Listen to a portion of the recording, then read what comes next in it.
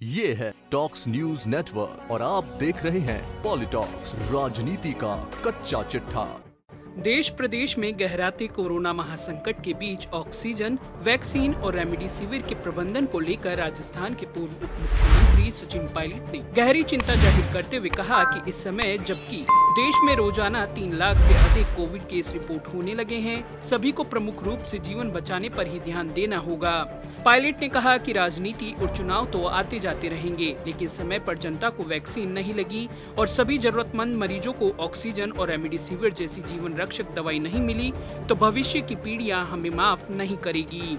पूर्व PCC chief Sachin Pilot ने corona vaccine के एक डोज की 4 दरों के निर्धारण पर प्रश्न उठाते हुए कहा कि जिस वैक्सीन को भारत सरकार 2 निर्माताओं से 157 रुपए की दर से खरीद रही है, उस वैक्सीन की 6 crore dose PM care fund के माध्यम से एक निर्माता से 210 रुपए और 1 करोड़ डोज दूसरे निर्माता से 310 रुपए में खरीदी गई है, जिससे जनता के मन में सवाल उठ रहे हैं। सचिन पायलट ने कहा कि एक ही वैक्सीन के 3 दाम तय करके भारत सरकार ने भविष्य के लिए जनता को भारी कठिनाई में डाल दिया है। यह बहुत ही विचित्र निर्णय है कि एक ही वैक्सीन भारत सरकार को 150 रुपए में, राज्य सरकारों को 400 रुपए में और निजी अस्पतालों को 600 रुपए में सप्लाई की जाएगी।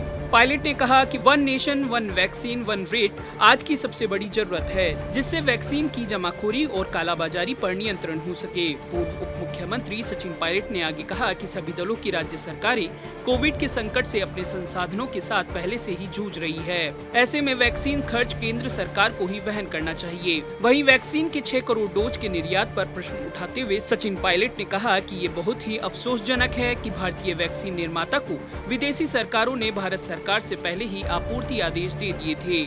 इसके साथ ही ऑक्सीजन के विफल प्रबंधन पर चिंता जाहिर करते हुए सचिन पायलट ने कहा कि भारत विश्व के प्रमुख ऑक्सीजन निर्माताओं में शामिल होने के बावजूद भी सरकार अपने मजबूर मरीजों को समय पर ऑक्सीजन इसलिए नहीं दे पा रही क्योंकि एक तरफ तो कोविड के 1 साल में भारत सरकार ने 9,300 मैट्रिक टन ऑक्सीजन के निर्यात की इजाजत दे दी और दूसरी तरफ इस 1 साल में ऑक्सीजन की सुगम और समय पर हर अस्पताल में आपूर्ति के लिए समुचित व्यवस्थाएं नहीं की। ऐसे में पायलट ने सुझाव दिया कि ऑक्सीजन आपूर्ति के लिए आवश्यक हो तो हवाई मार्ग का उपयोग किया जाए। वहीं रेमडेसिविर की दरों को देर से ही सही परंतु अब कम करने पर संतोष जाहिर करते हुए सचिन पायलट ने प्रश्न किया कि पिछले 6 महीनों में 11 लाख रेमडेसिविर इंजेक्शन का निर्यात करने की इजाजत देना आज देश के गंभीर मरीजों के लिए भारी पड़ रहा है। पायलट ने आगे कहा कि अस्पतालों में रेमडेसिविर नहीं है और इसकी कालाबाजारी होने लगी है। इतना ही नहीं, नकली रेमडेसिविर के स्टॉक पकड़ में आ रहे हैं। पूर्व मुख्यमंत्री सचिन पायलट ने केंद्र की मोदी सरकार से अपील करते हुए कहा कि भारत सरकार को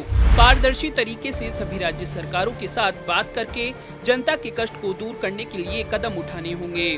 पॉलिटॉक्स ब्यूरो, जयपुर।